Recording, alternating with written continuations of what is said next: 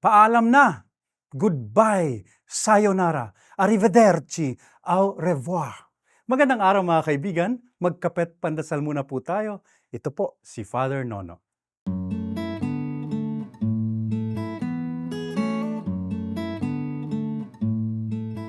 Huling araw na po ngayon ng taong 2025. Paano ba kayo magpapaalam sa taong ito?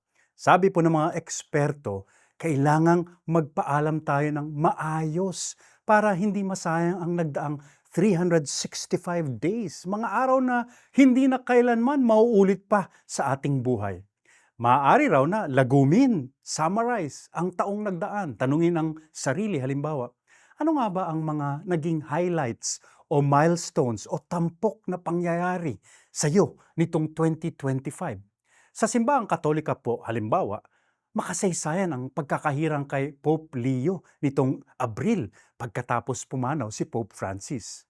Bukod sa highlights, pwede ring tanungin, ano bang pinaka natutunan mo sa taong ito? Anong aral o lasting lesson kumbaga ang napulot mo nitong 2025?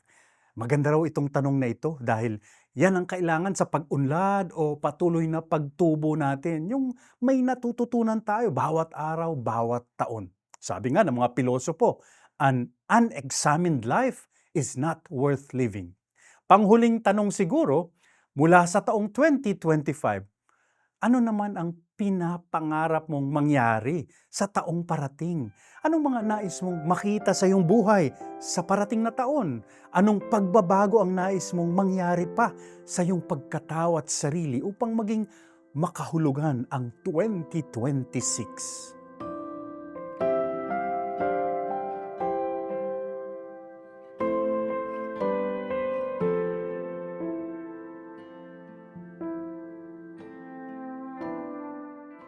Manalangin po tayo.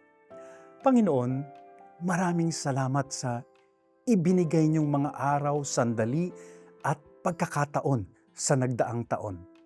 Naway, huwag naming sayangin ang panibagong simula na binibigay niyo uli sa parating na taon upang ang buhay namin ay tunay na maging ganap at makabuluhan. Amen.